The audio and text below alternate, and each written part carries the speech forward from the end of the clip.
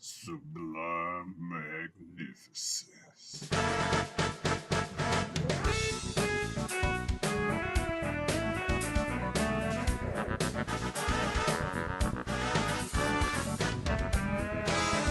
Hey guys, you know who it is, what's going on, when it happened, and where it's at, and why we're here today.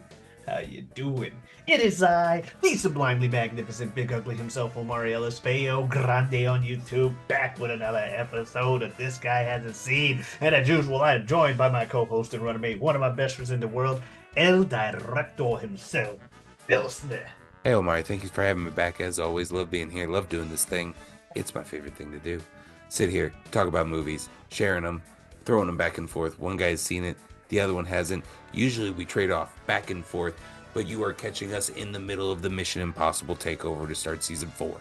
That's right, we are watching every single Mission Impossible movie back to back to back to back to back on the lead up to the final reckoning.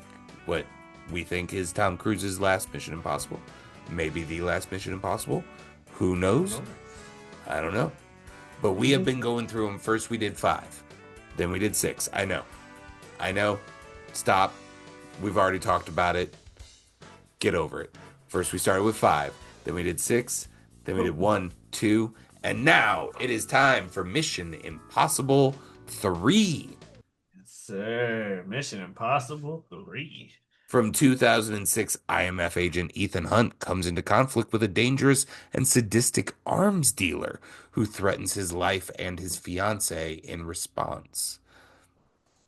Omari, real quick, got to run through because I us doing this made me like really look at first that 4 year gap for 1 and 2, and then that 6 year gap for 2 and 3. Yeah. Especially because I went in and I looked at the files, and although it is not looked at so fondly in hindsight, Mm-hmm. Mission Impossible 2 was one of the highest grossing films of that year. So the fact that it took 6 years to get to the next one, what's going on? Well, I have that info. I want to run it through you real quick All just right. because I found it very fascinating. Okay. So Mission Impossible 2 comes out. John Woo, Tom Cruise, long hair, sexy Tom. Everybody loves it, makes a bunch of money. Yeah, let's immediately go into production or start working out what number 3 is going to be. They start working on like just kind of like your basic Mission Impossible movie. Boom, 9/11 happens. We pause things for a minute. Then when we come back into it, we have scrapped everything and we have created project codename Mission Patriotic that was going to be an overtly patriotic propaganda film about the CIA and how wonderful they are. Um, they started to go into production on that, get about a year or two into development on that project. Tom Cruise is like going to actual Langley. They're discussing with experts on how they could depict a spy in a more realistic manner. They go through all of this stuff and then realize that movie would blow. I'm about to say a more realistic manner. Nah, if you go in mission patriotic, you got to go Team America style with this. So we Maybe like scrap that parody. again. And we are now back to ground zero, clean slate. All right, Mission Impossible. What is Mission Impossible? All right, well, number one, the first one we had Brian De Palma. The second one we had John Woo. So maybe Mission Impossible is like the auteur, kind of strange but popular at the time director comes in and and does a Mission Impossible film. Maybe that's our thing. All I right, like that. who's hot Everybody right puts their now? own spin on it. Yeah, who's hot right now? Boom, David Fincher. David Fincher worked on building a Mission Impossible movie for approximately 2 years. Incredible director. Made The Social Network, made Gone Girl. Uh, Okay. um, Famously, one of his first studio pictures was Aliens 3, a fabulous bomb of a bad movie that gave him absolute recoil on working with studios ever again. He describes a nightmare process of like studio involvement, and just because he was a young director, he was given no trust, and so he had a very short leash, and they would change things on the fly and call him in the middle of the night telling him what he was going to do tomorrow, and like, Oh no, my you don't do that, goodness. we're gonna cut that and do this and that. So he just described a nightmare process. Didn't end up making a good film. He gets into this one because he just really likes the idea of the Mission Impossible franchise, likes Tom Cruise, likes the idea of David Fincher making a Mission Impossible movie so much that he's like, all right, let's see what we can do here. Eventually gets to a point where he's like, I smell too much Aliens 3 on this. I don't Ooh. think I'm gonna have my like I don't think I'm gonna be able to have my voice. I think this is a Tom Cruise and Paramount Pictures project. I don't, and so he backs out. All right. Then they get this other director who decides he's gonna make the punk rock version of Mission Impossible. He wants to make he wants to trim it all down, and I think he ends up writing what in his mind would end up being about a $50 million movie, and that includes Tom Cruise's probably $20 million salary. Um, this movie that we watched ended up being $186 million just to make the movie before promotion and advertising and all that. So clearly, this would have been a much sleeker, bare bones version of what we anticipate, and that's what he Yeah. wanted to do. Again, at odds constantly with Tom Cruise Yeah. and the Paramount. studio, and so they're Hmm. like, "All right, we're not going to get this Mission Impossible movie made." Tom Cruise decides, "All right, let's put it on hold. Let's just put it on ice, think about it for a bit." He goes off and makes War of the Worlds with Steven Spielberg. Yes. Instead, just like, all right, let me go make the Steven Spielberg movie, then we'll come back and do and think about Mission Impossible again. It is during the promotion for War of the Worlds that that Tom Cruise series of events happens. The couch and The couch everything jump on else. Oprah, the Yeah. the Everything involving gigantic Kate. rant against psychiatric medication on the Today Show. Um, a lot of like South Park makes their Scientology episode. Hmm. A lot of people start talking about Scientology a whole lot more, and Tom Cruise's very strange, seemingly involvement in that Hmm. religion. Um, all of this happens, right? Hmm. Now, despite that, War of the Worlds still ends up making a gigantic amount of money. It does. Even So I it's saw not War of the necessarily Worlds. it's not determined yet that Tom Cruise can't still draw people to the box office, but we're starting to look at him A differently. lot differently. Yeah. So he goes into sequester mode after the promotion and the aftermath of War of the Worlds. Um, and it is at that point when he starts binge watching a show called Alias, Okay. created and directed by J.J. Abrams, this weird TV creator who had made Felicity, who had only made Hmm. Felicity at this point and is now making Alias. He is signed on to about ready to create and direct the pilot episode for Lost, but he has not done that yet. Um, Tom Cruise watches Alias, immediately falls in love with it, is like, boom, I want you as my director.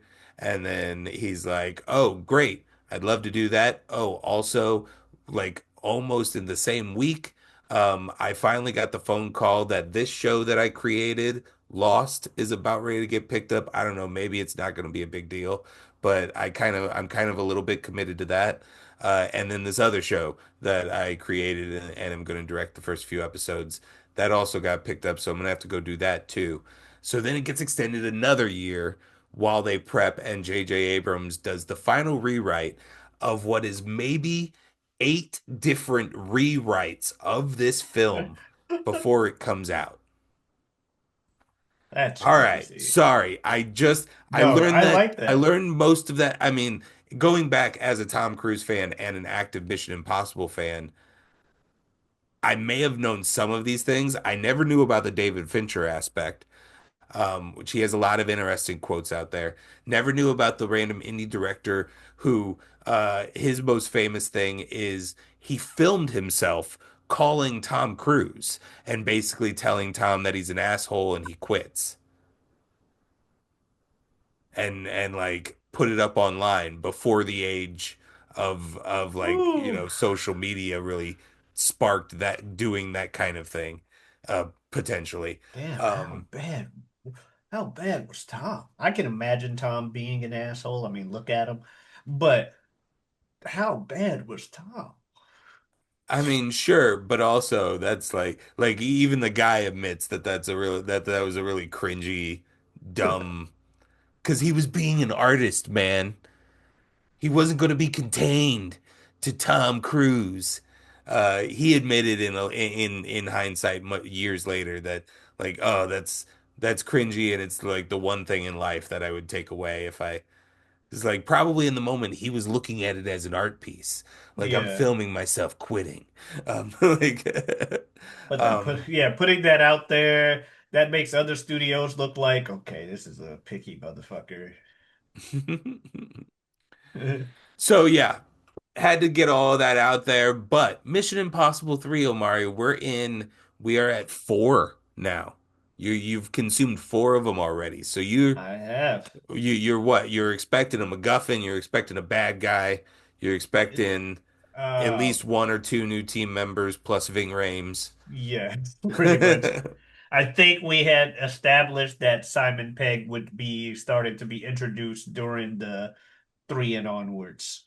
So I Okay. was kind of expecting him to be in there, at the very least to make an appearance. Yep. And I was expecting that Ilsa chick to show up with how much with how much of established through line character they treat her Mm-hmm. to be in 5 and 6.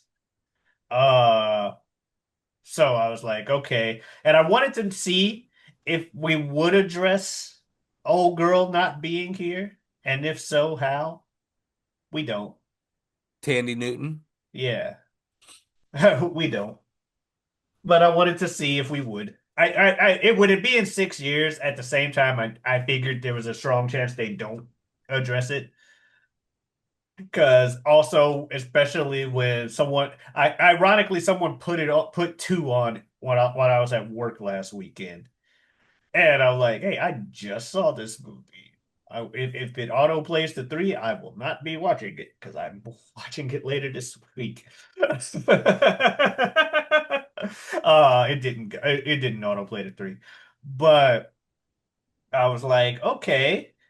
But I looked at her role again, and while she had moments, her character also didn't really do much to establish her as a staying role.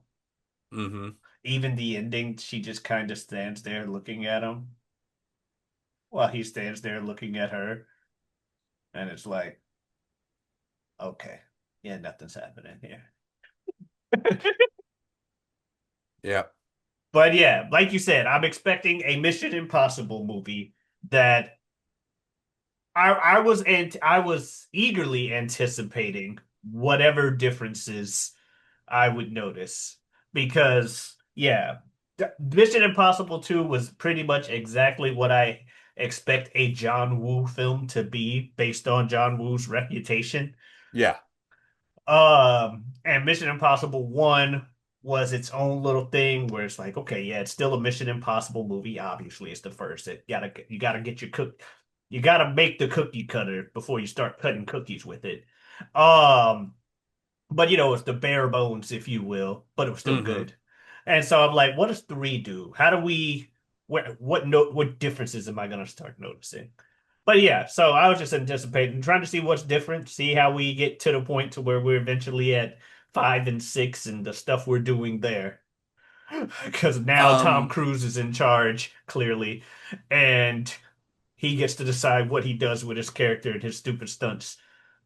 uh, J.J. Abrams.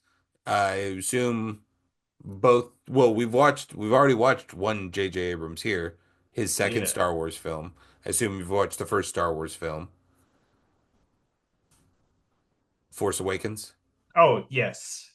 Um, and then he has uh the first two Star Treks. Did you watch those? Mm-mm. I Neither. am. I know that there are captains named Kirk and Picard. I know there's a Spock and a Worf and a Scotty. That's what I know about Star Trek. Okay. I'm definitely more of a warhead than I am a Trekkie.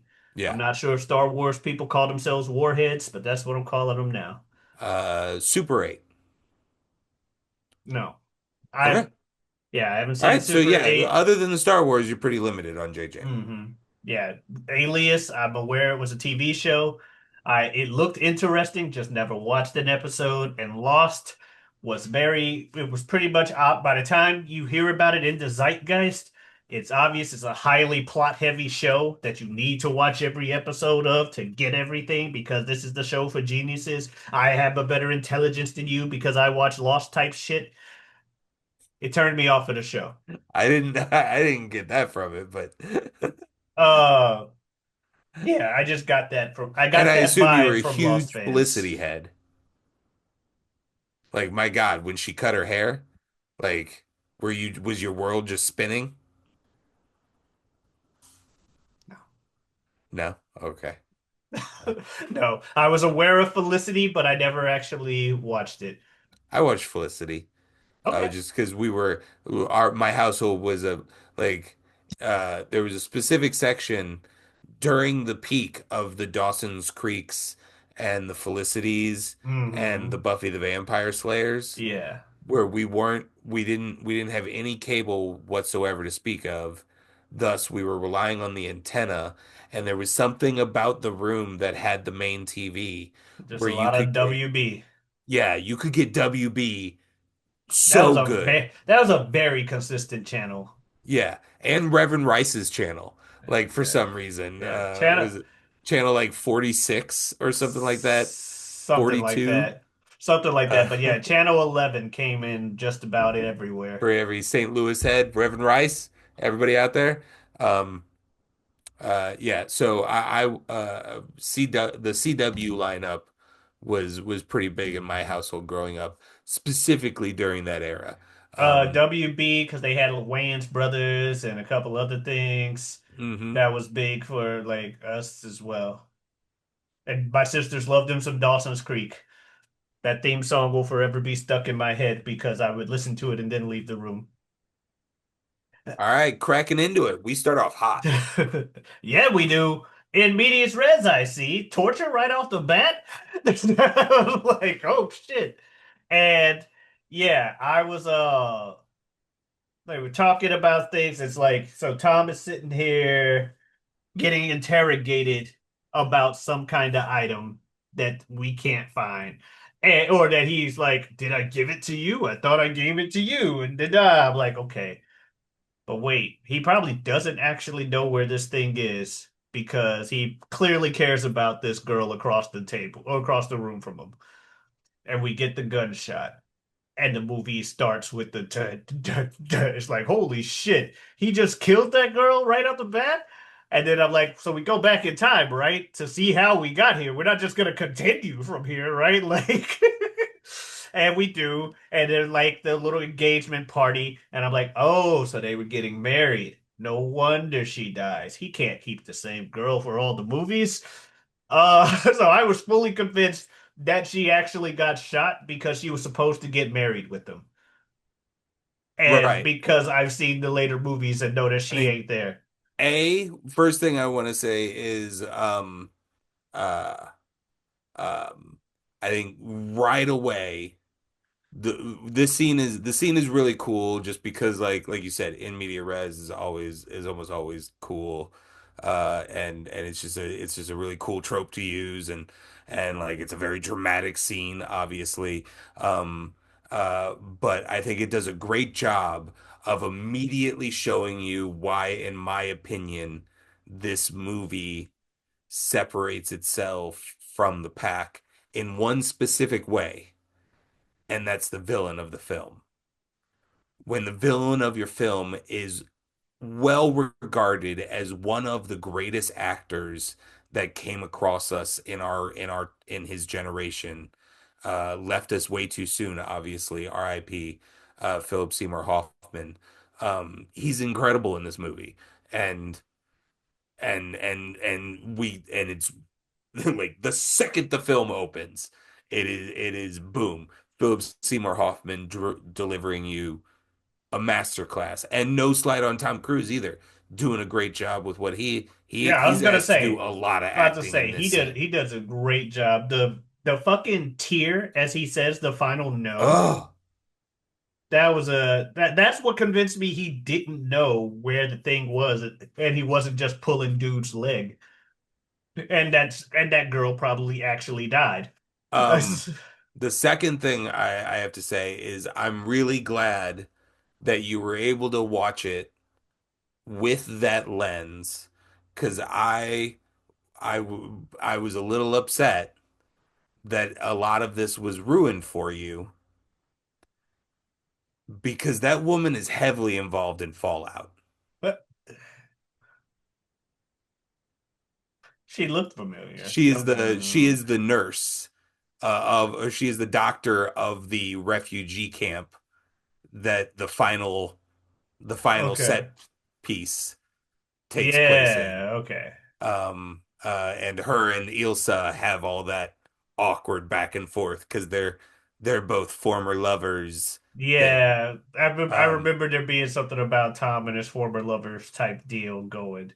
uh, yeah. So I was like, as soon as this scene pops up, I was like, oh man, I ruined once again another thing in this series that I ruined for Omari by showing the movies out of order.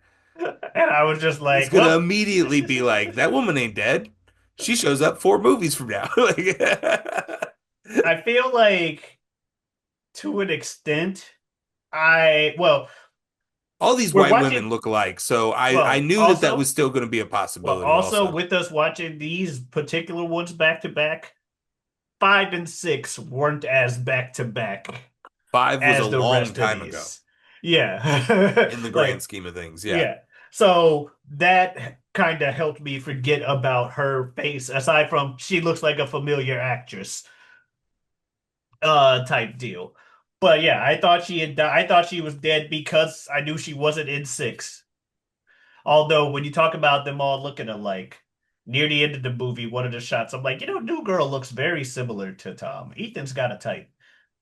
Ethan has a type. Yeah. um, but yeah, so we get the whole little thing, and Tom gets the phone call about a trip to Mexico or whatever, and I'm like, okay. And we meet the guy. Oh, also at the party, I'm noticing actors are like, oh shit, it's Guy from Heroes. I don't remember his name. I feel J.J. bad for that. Abrams, buddy.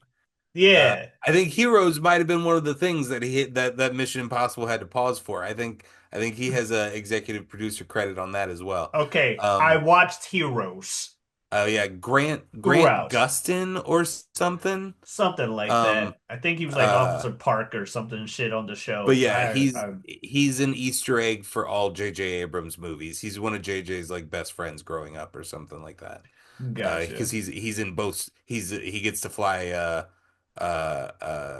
X-wing Oh, in nice. Yeah. the final one, and then I think in the first one he's just like a traitor on a traitor with a D on Traitor. in like Ray's initial scenes. Hmm. But yeah, I'm like, oh hey, it's Guy from Heroes. Also, Jesse's here. Aaron Paul. Jesse? Oh, yeah, yeah. Um, I like how Guy from Heroes. Yeah, Jesse, a way more popular character. But I'm like, no, but not so much that you and your recognition, but the fact that I felt I needed to clarify. I've seen this movie a bunch and I always forget it and I don't notice it. I don't even notice it in the first scene. I usually notice it when he calls him on the phone, like three Hmm. quarters of the way through the movie or halfway through the movie. Yeah. That's when I'm like, oh, right, it's that dude. Because he's so much skinnier and he's got the long hair and, yeah, I don't even really recognize him. Well, he has a similar vibe to me as far as like that kind of Oh dude. yeah, he's definitely playing like a Jesse. I've definitely seen memes of like Ethan Hunt is responsible for the worst meth dealer in Arizona history or something like that. Jesse, Jesse's Or sister like dies, if so he Ethan starts Hunt is selling such a meth. great agent, how could he not smell a meth dealer right under his nose? Yeah. So early on, I realized that she doesn't know he's a spy, and I'm like, God damn it, I don't want a false infidelity side plot. My wife was yelling the same thing at the screen through most of the movie. She was like, "Why are you fucking lying?" And then like turn to me and she'd be like, "If you suddenly revealed to me that you were a secret agent, I would be really pissed. We would be done. Like you've been lying to me our entire lives. Like, yeah, that'd be really fucked up." Yeah, I'm like, not the, and then so dude goes to the gas station. And when I see him at the gas station talking to dude, I'm like, so this is how Ethan is. I'm like, this guy's setting Ethan up. I don't trust him at all. He's setting him up for a trap. He's Billy setting him up Crudup. for a trap. Yeah, I feel like when I saw Billy Crudup in this, I immediately was just like, I feel like that's too good of an actor to be The Kittredge. the random agent that Ethan talks to at the beginning of the movie. Yeah, he's just like, yeah, yeah, you need to go here. I know you were about to get married and you haven't really done anything for a while. You kind of tried to semi-retire from the field, but really, you got to do this one thing out of the blue. No one can do it but you, and I've already made a team for you. Go get her. And I'm like, he usually picks his own team. What? You trying to set him up? This is setup. It's a setup, dude. But yeah, and then he doesn't tell her, and I literally just type, oh no, after he looks at the camera and gets his, typical message for self-destruct, which we're back to the mundane, sizzling ones. Like he literally is holding it in his hands as it smokes. Hmm. I'm like, okay, we're back to those. Uh, and then he tells his wife he has to go out of town for work in the morning, impromptu trip. I'm like, false infidelity side plot it is. She's gonna be accusing him. I'm just thinking Incredibles type shit. She's gonna be accusing him of cheating. Her friends are gonna be like, "He cheating on you, you know it." And I just don't want to see those scenes. Not in my Mission Impossible movie. Luckily, we don't get that. Thank goodness. There is a scene where, because she's not stupid, where she's like, something's clearly up with you throughout the movie, Yeah, but he's it's not not, putting on a good performance. And he not at could have at all. least been like a coworker died to like because it was clearly something and he's like, no, fine. Like fake ass smile. Childhood friend died, or somebody that, makes sense that she would mean a lot to him, but clearly not be in an infidelitous way. Uh, that said, we get to go to that first mission. We meet Vin Rames again. He's always here. Good old Luther. Um, and we have our first little say raid where we're going through Tom because this movie just jumps from mission to mission. like Hmm. throughout. Just beep, boop, boop. I'm in here. Where you guys at? And his team is pretty solid. We got a new Asian chick, Zin, I think her name is, and we got Declan, the dude from somewhere in the United Kingdom, whether it's Yep. Ireland or Scotland, I don't know. Maggie Q and Jonathan Rhys Meyers. Yes. Well, I'm not exactly sure which one of the United Kingdom places he's from, Yeah, but Declan's supposed to be he from, but there's mostly clearly plays an English accent. people. Uh, Uh, um, but that was uh, more of a either Irish or Scottish accent. I want to say Irish. yeah, I don't, I'm not. Let's read the bio real quick. Dublin, Ireland. Yeah, I would say he's. I most think of him having a British accent in most things. He was Hmm. in the Tudors for a bunch of seasons. Hmm. That show was about him. But yeah, tons of a Woody Allen movie about tennis. I Okay. remember I watched a few times. Bunch of interesting stuff. Anyway, yeah, Jonathan Rhys Meyers, Maggie Q, both really cool in this movie. Yeah. So very competent team from the get-go. And we go through here. He's going through the raid, just, being Ethan Hunt, that dude. Going through like shooting stuff. The fucking magnet nade toss thing he did. Like, yeah, I realized they were magnets because he's sticking it to the wall. Or maybe I didn't realize they were magnets. I didn't realize it was a magnet until he did the one throw where it like loops through the air As and then like when they're jumping out of the yeah. building, yeah. Also, Maggie Q, she goes in the room to grab some laptops, and a dude on the ground just randomly drops a nade. Drops a nade without the pin, and it just all right. Lots of explosions, good shit with that. Shooting Fucking Carrie Russell in the heart with a shot of adrenaline. Like yeah. that's, I feel like that's a good moment. You're gonna feel this. Yeah. Sorry, Lindsay. You're gonna feel this. Yeah. So he does The that. gun toss. That's a cool moment. Yeah. When they need to Look, split up and he tosses her a gun and it's all one camera shot of her catching it. yeah, Uh, because she was trying to tell him to turn his transceiver off. He's like, I don't care about that. I'm trying to do the mission. And yeah, but they get out of here, fucking helicopter. Like they leave in a helicopter, and suddenly a helicopter with missiles is following them. She's having some pain in her head. And I remembered dude's line at the beginning of the movie where he's like, I put an explosive in your head. That sound familiar? And I'm like, so I'm expecting them to have to. I'm expecting this explosive to be like the rest of the explosives in the movie. Like, I'm expecting her to tell him something and then have to throw her out of the plane. you're thinking like Lawrence Fishburne. Yeah. In the next scene when he's getting finger wagged Yeah. and Lawrence Fishburne is like, "You brought a detonated explosive onto a helicopter." And Tom is like, "All right, context here. That explosive was inside of the head of the person I was sent there to get." And I also didn't know it was an explosive yet. Yeah. It's just But like yeah. the incompetence on this team. We're supposed to be an intelligence agency, and so far I haven't seen any. By the way, I just had one note for that scene, and that's that Fishburne is the shit. I love me some Fishburne Lawrence is the shit. Fishburne. Yeah. I love me some Lawrence Fishburne in just about anything he's in. The delivery is always on point. Yep. Yeah,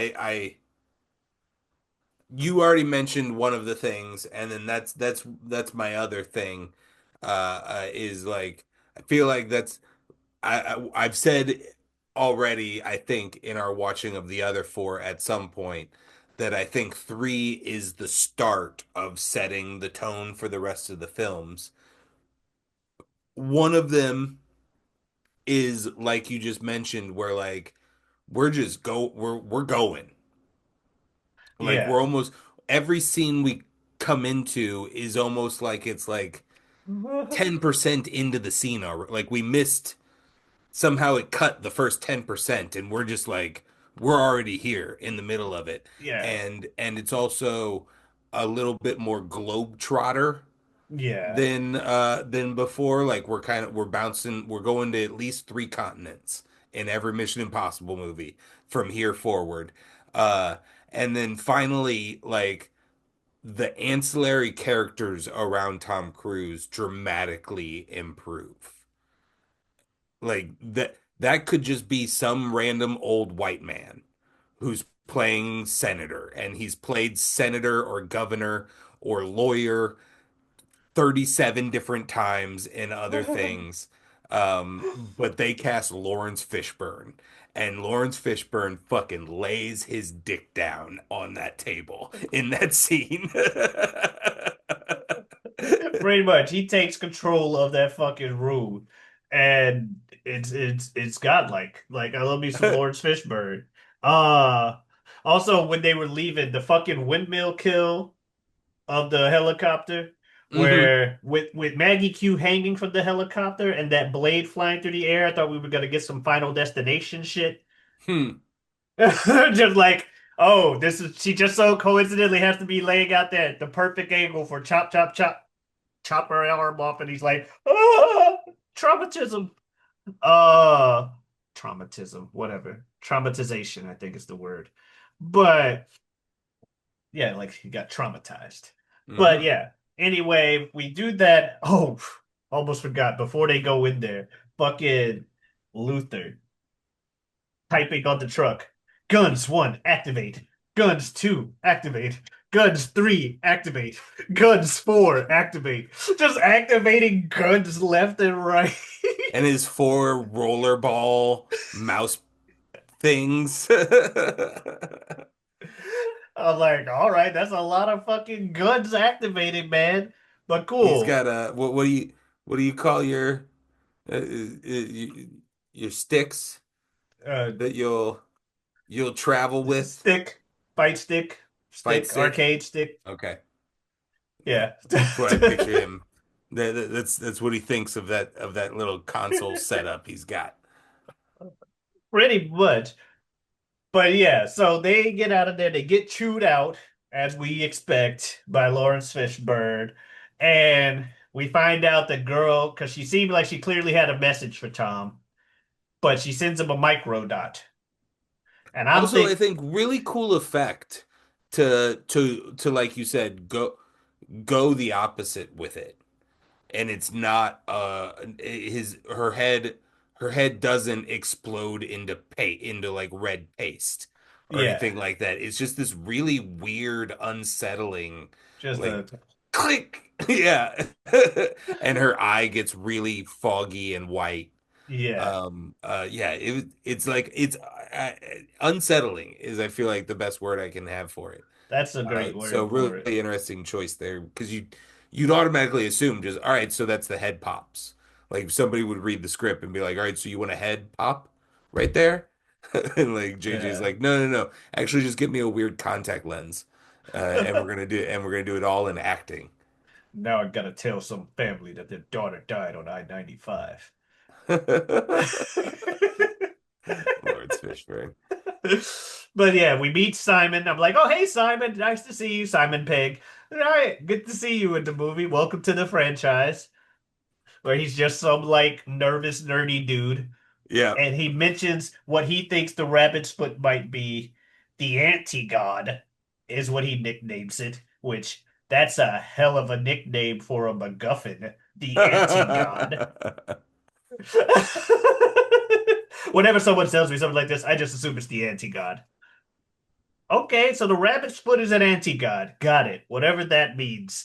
But I was thinking the rabbit's foot, because dude was wondering where it was gonna be the microdot. So I'm like, who's he leaving the microdot with? Because, dude, in the interrogation scene, dude's asking about the rabbit's foot and where Tom hid it. So I'm like, okay, he hid the microdot from her, so he did know where it was. But we go through the movie, or the movie continues, and yeah, dude has the funeral, talks to the wife. She's like, "What's going on, man? Because you got another mission?" Because now he wants to track dude down that caused Lindsay to die. And he just goes, "You just gotta trust me." I do. Okay, trust me. And I'm like, a lot of good that trust does. She's fucking dead. Because I'm still convinced that she got shot at the beginning.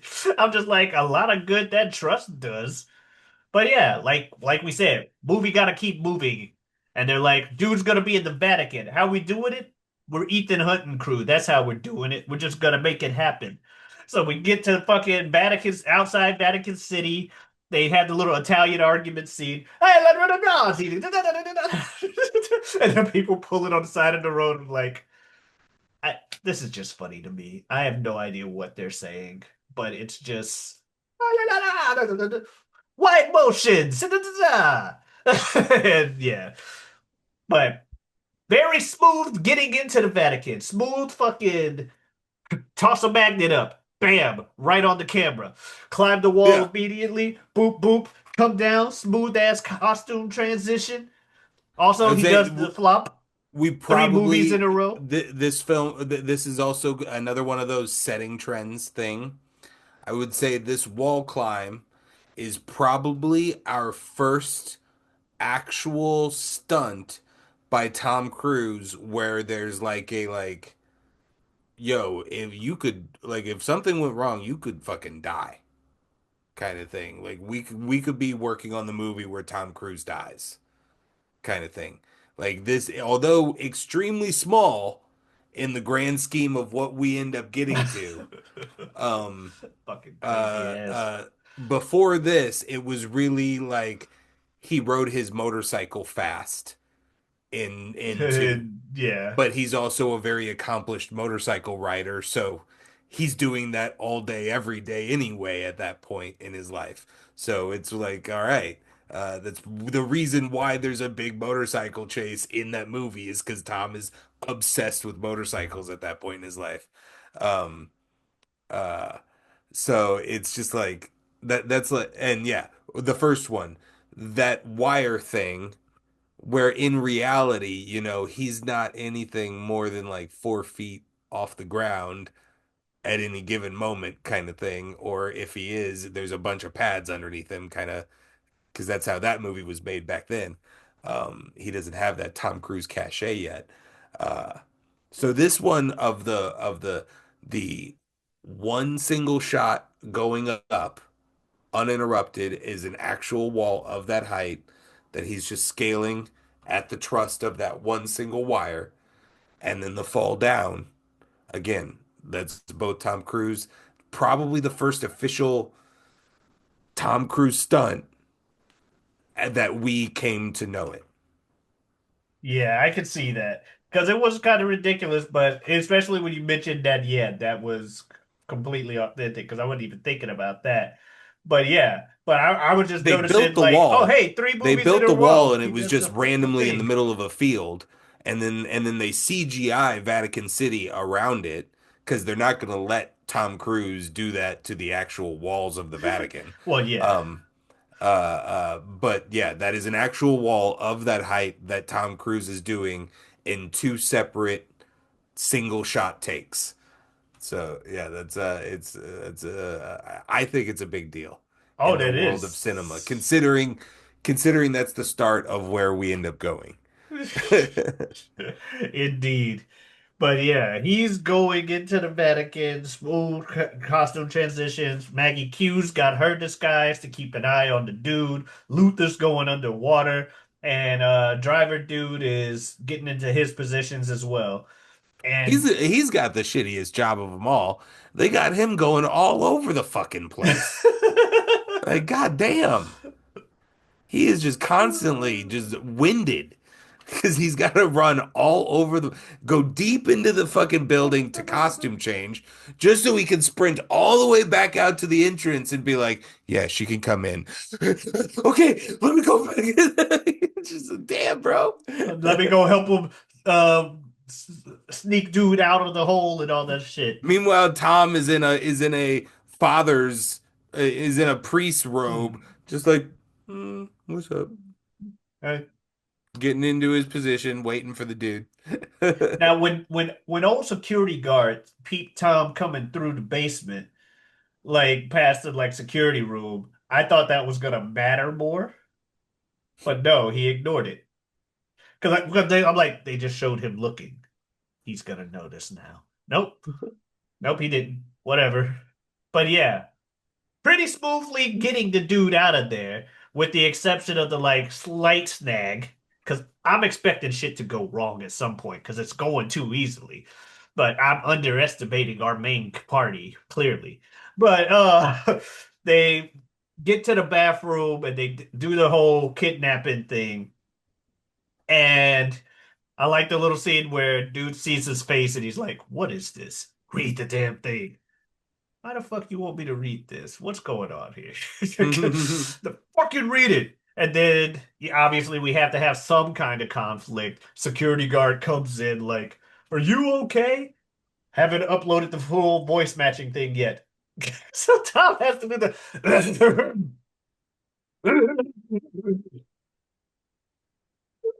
clear in his throat.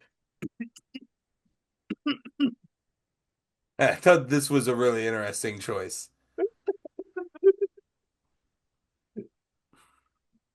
And then he's like, "I'm good, leave." Sneak out. Oh no, the music didn't hit until Tom went out, decided to flirt with Maggie Q and be like, "Follow me to the hotel.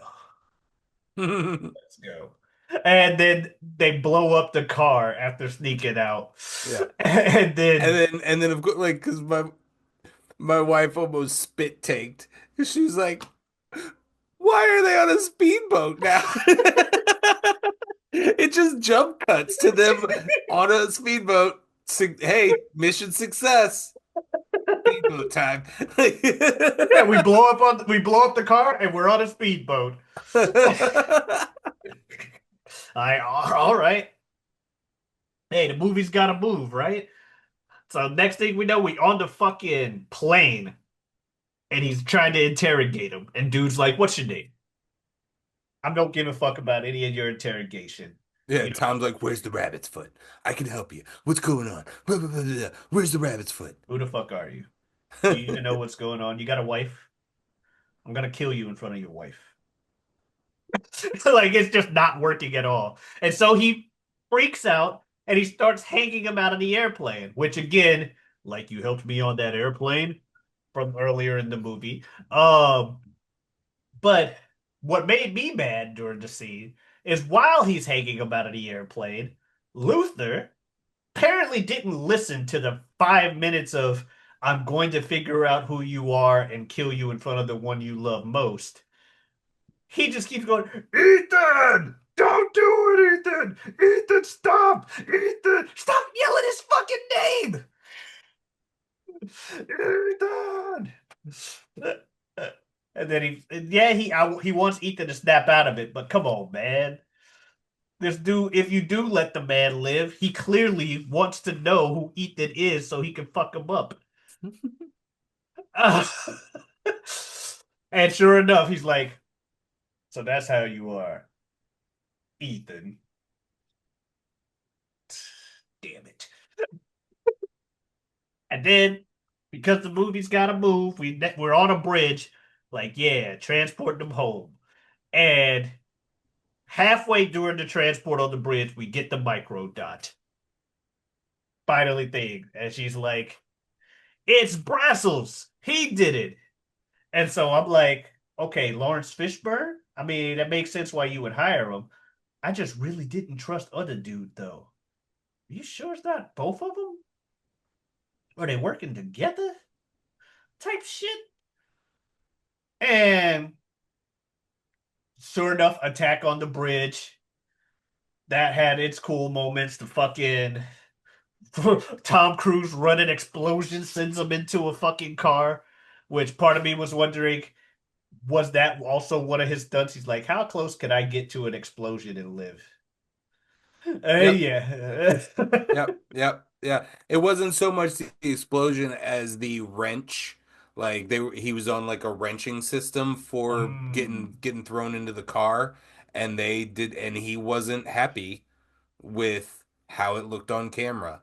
And the final one was like, yeah, real. Like he got fucking roughed up a little bit. yeah, the jumping across the bridge, and throwing the gun so that he could like shoot at the helicopter because A, when you're actually working with someone who owns the MIF or IMF, yeah, they're gonna have their own elite forces break this guy free. And they're just freeze gel on the side of the thing that just perfectly breaks it. Get your ass out of here. Let's get on the helicopter. Also, the drone just keeps circling around and shooting missiles. Right. But they get out of there, and it's like, all right, now he's arrested because Lawrence Fishburne is the big bad behind everything. And he's like talking to him, but it isn't even like a you done bit off more than you could chew, motherfucker. Did you really think you could mess with me? Type shit, which Lawrence Fishburne characters aren't necessarily above doing. Hmm. So I was like, so that was kind of weird to me. But at the same time, I'm like, he probably still needs to keep face if he really is the bad guy. And then Brassels stays behind to talk with them. And I'm like, y'all are together. You work for him. And then he's like, go to Shanghai. Do this. Do that. Do that. That. Like, how do you know where the fucking rabbit's foot is? And just telling me to go to Shanghai.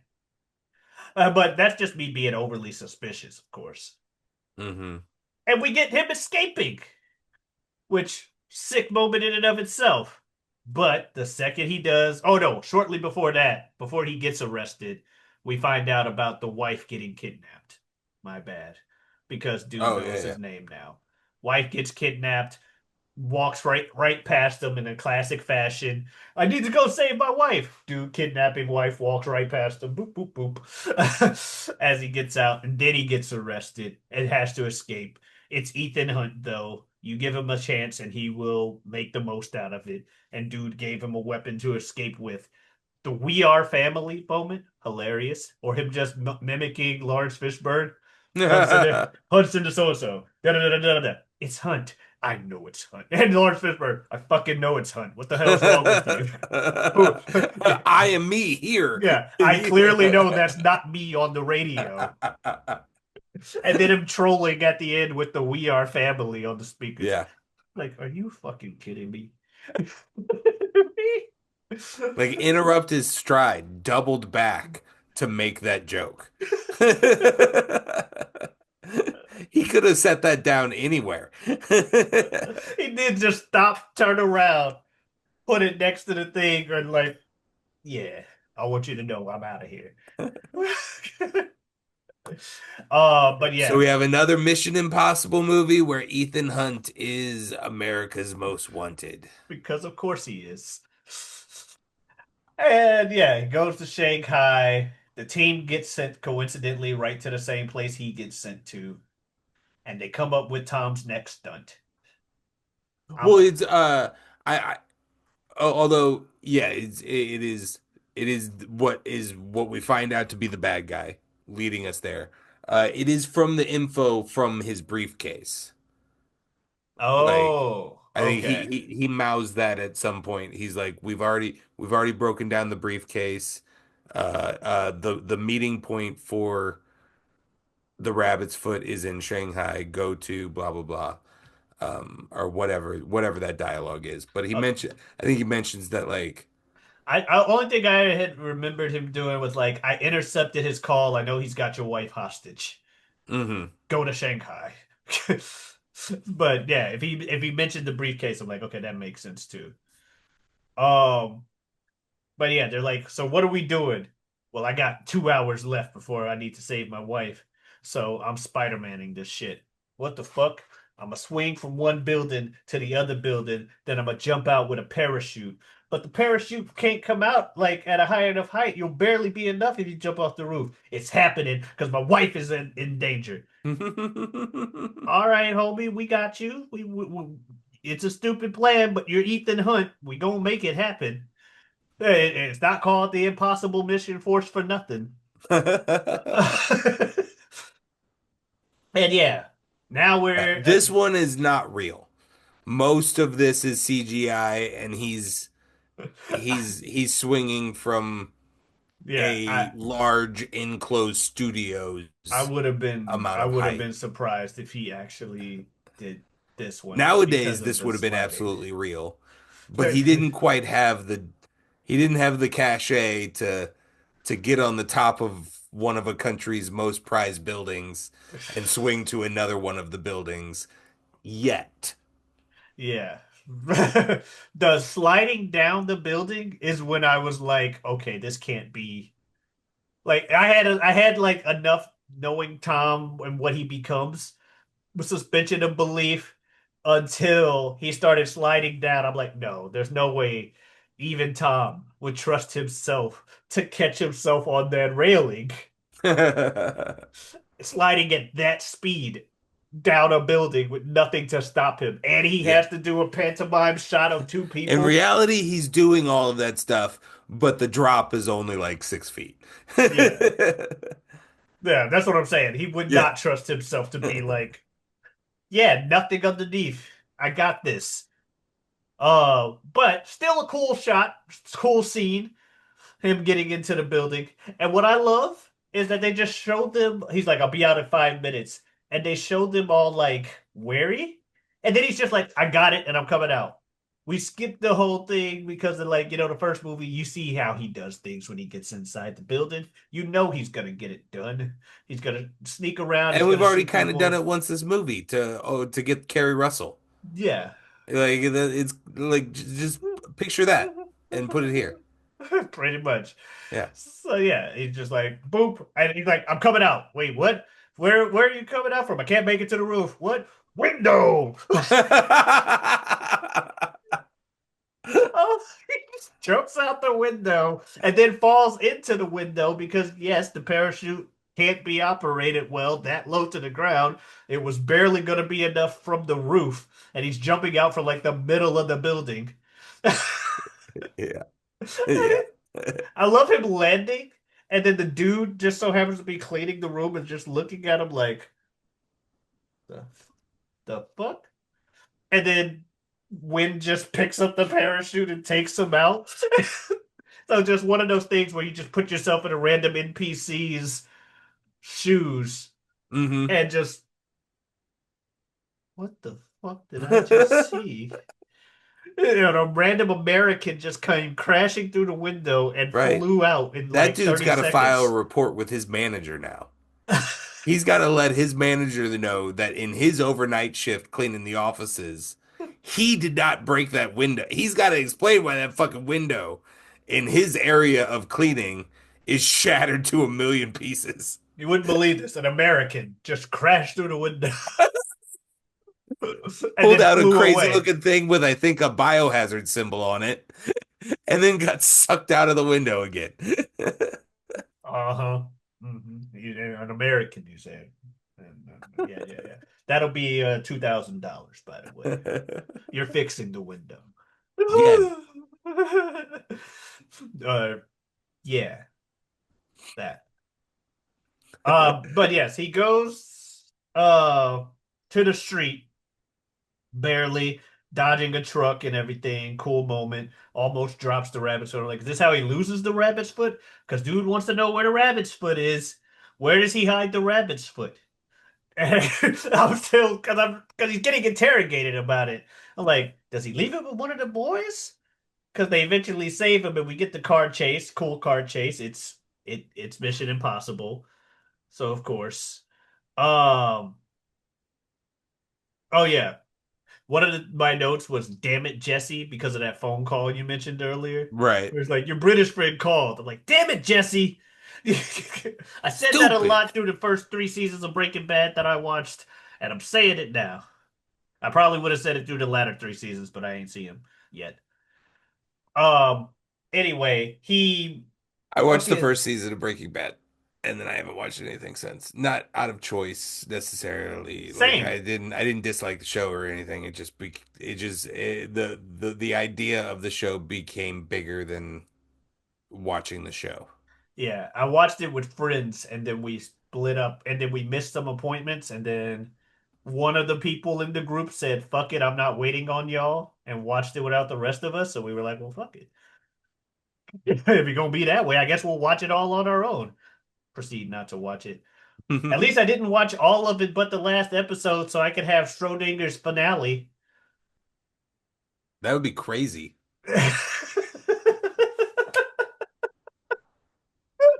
That would be crazy.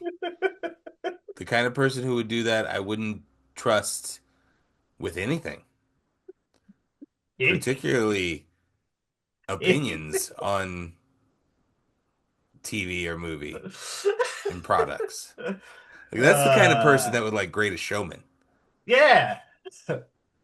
or Wanted, that piece of garbage. Ooh-wee. So we go ahead and he gets to meet he has to meet the villain at the goddamn ending place by himself. Oh my god. We got to meet the villain at the plant place with the rabbit's foot. And when he tells the team to leave, I'm like, okay, what's happening now? How does dude lose the rabbit's foot? If he's getting interrogated for it. Gets in gets into limo and fucking the dude's like, drink it, no questions. At first I thought he was telling him to drink the biohazardous liquid in the rabbit's foot. Drake the Rabbit's Foot. No questions, motherfucker. And when he wakes up in the interrogation, I'm like, okay, so the butler screwed dude over? Because he's like, I gave it to you. I had every intention of it. I don't know what you're talking about. I'm like, or did he have a fake rabbit's foot on him and he let the main team keep it? Hmm. And it was only during that interrogation scene, like the rerun of it, that the thought creeped into my head. What if it was a fake out gunshot at the beginning and he doesn't kill the wife? And then it's like, oh nope, actual gunshot. She's dead. And then in walks the motherfucker I didn't trust to begin with to be like, so did you buy it? Did they buy the fact that what's his name's the traitor? It's not me, right? Did she tell you that? Because that's why I set it up to be. Like, okay, I see what happens here. He was the one working with them the whole time. Okay. Which helps, like, when you look at scenes where Lawrence Fishburne is talking to dude, like, did you know this mission was going on? Or I would very much like to see that intelligence. What you got? Instead of him being trying to hide his own shit, he's suspicious of dude. Yeah. And I like that. It's a good, like, reverse in hindsight, 2020 hindsight and all that. But yeah, then we get to the climax of the thing. We get the reveal. I put the reveal of who the dude is, followed by Ethan calling Benji, pretty much setting up that relationship for future movies. When the Uh, reveal that it wasn't his wife. Also the reveal that the actual reveal it wasn't his wife during the reveal of who the villain was. Right. Um, and then now he's got to find his wife as he gets Benji to help him find her like half a block or 3 blocks away or something like that, or half a city away. And so Mm-hmm. Tom Cruise gotta Tom run. Cruise running. Tom Cruise crazy. So he's running through the city and makes it to the wife. We get the cool little moment there. But of course, in comes Philip Seymour Hoffman and he starts beating the shit out of Tom because the head device starts triggering. Right. Now, it was during this scene and the fact that I'm not good with actors that I was like, but I knew Philip Seymour Hoffman looked familiar the whole movie. Didn't think of the name, just like, I know I've seen this guy somewhere. But as he was whooping Tom's ass and throwing him around, I was like, is this Kingpin? Vincent D'Onofrio? When he had hair still? Uh, He would have been a great kingpin. yeah, I was like, is this Kingpin? Because he's whooping that motherfucker's ass. And I'm like, and that would explain why he's such a good actor. Because don't get me wrong, Philip Seymour, I've talked about how great a bad actor he is in this movie, but just the name didn't come to my head. But yeah, and then the credits, I'm like, oh, that's why I thought he was a good actor. It's Philip Seymour Hoffman, not Vincent D'Onofrio. Um, but yeah, so he beats his ass, but Tom gets the advantage and takes him out into the street and kills him with the fucking car, which was awesome. That Yeah. was a cool little It's shot. fucking crazy. Just bam. All right. And yeah, we don't need to see the body or nothing. That motherfucker dead. I can't even imagine what that body looks like. And so we don't. Yeah. And so we don't. Because the imagination's probably better than the result anyway. Um, but yeah, he goes in, frees the wife, but he's like, you gotta fucking shock me because I gotta get rid of the thing and there's no Yeah. He wants defibrillator. to do what he was trying to do with Kerry Russell, but he just didn't, he couldn't do it quick enough. Yeah, no defibrillator around. So he's like, fucking kill me. Just shocks himself. And we get a cool moment of Jules killing folks. Like she's for someone who was really confused about what the fuck was going on, she was absorbing those instructions on how to use a fucking gun. Cause Hmm. she just now maybe she wouldn't have known not to empty the clip on each target because you may want to preserve based on because you don't know how many targets are coming. That Yeah. said, she emptied the clip on that first dude who she noticed with the reflections because dude said to stay low, so she looked low and saw that that's what was happening. And then she kills villain dude, douchebag. Um, Weirdly, a lot of formal killing agencies will prioritize the kill over ammo conservation and will like the American police force when needed to discharge their weapon are trained to empty the clip fair enough. and like or like if you don't need to empty the clip it's because you know that person like you know that then you don't have to empty your clip. But that's why all of those moments are like a bop bop bop bop bop bop bop. Because that's yeah, they are it is training to but I agree. But yeah, one could argue like that person 5 people away doesn't matter if you didn't put down that dude and he sits up and shoots you.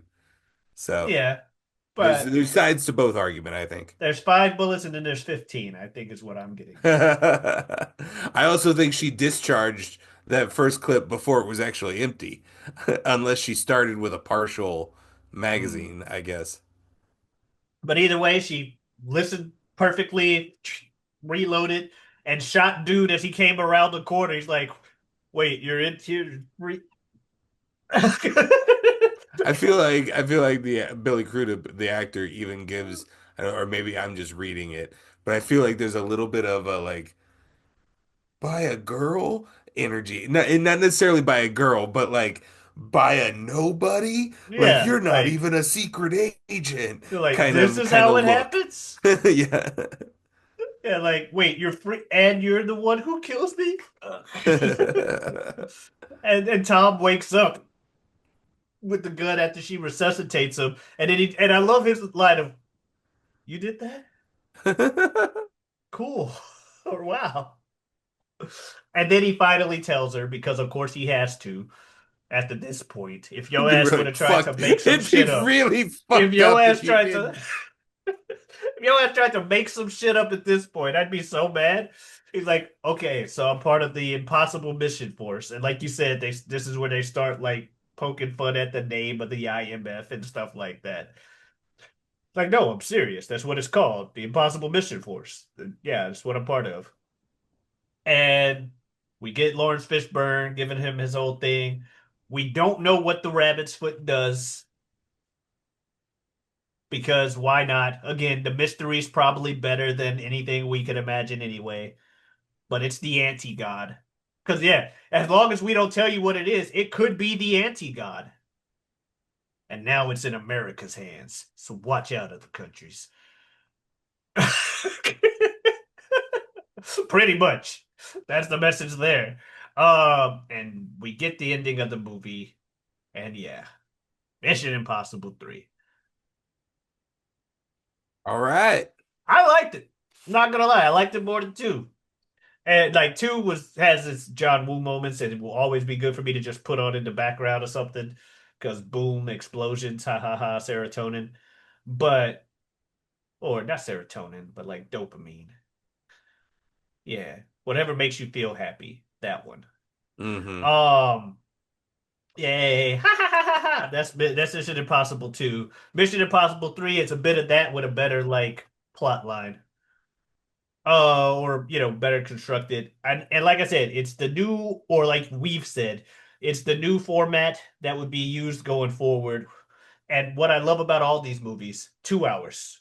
2 hours, 5 minutes for the credits, but like 2 hours, bam, 2 hours, bam, 2 hours, bam. I think six was two and a half, but it was a quick two and a half because they're just boom, boom, boom, boom. Yo quiero Taco Mm-hmm. Bello. But yeah, that was great. I really much enjoyed it. Wonderful, wonderful. Um, yeah, I mean, I love it. I think this is um all right, let's do our rankings. Do our rankings as of seeing them now. Mine are probably on the bottom, number two, then six, then one, then three, then five. Again, I think I said last time, five is being heavily affected by recency bias for me. Ours was almost crazily reversed, I feel like last Yeah, time. five, like mine was very, very heavily influenced by recency bias. Uh-huh. But I think I had two at the top last time. I don't have two at the top anymore. I have three. Uh, oh no, I think I had two high. I think I had two at number two, and I had one at You had six at the top, I think. Okay, that tells you what I did. But I think that was also in your argument for recency bias. Yeah, I think I Like had six. Yeah, six is newer than five in your memory, yeah, and you liked that's two right. better than one. Yeah, it was 6, 2, 1, 5. Now I would say it's probably 3, 6, 2, 1, 5. But again, fives I don't Three, remember a six, lot two, by one, it. five. Yeah, that All was a right. song. Well, I'm excited to keep this train a moving. We Choo have choo. Mission Impossible Ghost Protocol next. Will there be a train in that one? We'll see. Is that just an even number Mission Impossible thing? We'll find out. Because you said train, and that made me think about the fact that we've had two movies with train. Oh, Oh no, that was the first movie that had the bullet train. I'm already wrong. fun thing about this, fun thing about Ghost Protocol coming up. Do you, if I say the words Brad Bird to you, does that mean anything? No. Brad Bird is the director and creator of a lovely film called The Iron Giant, and he is the Oh, director creator of The Incredibles. okay. So that's where we'll get our infidelity side plot. Got it. But yes, if you want to see everything else, go ahead and check them out on the channel. We got this is our fourth year of doing this. We got 3 years worth of content. Check it out. We also on Mondays have mock draft. On Saturdays we have You Don't Watch Sports. Two guys, three topics. Help you to sprinkle a little information into your casual sports conversation. Be a guiding light to see a casual sports talks.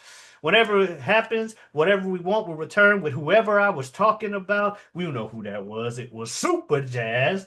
And we're Super gonna Jazz. it's just intended. We're gonna talk about that, whatever we want. And I also have a Twitter and Twitch at Giotavi, Giotavi. Come on in, stop on by. Streaming Earth Day 240. Eventually that's gonna include some other things than video games. Hint, hint.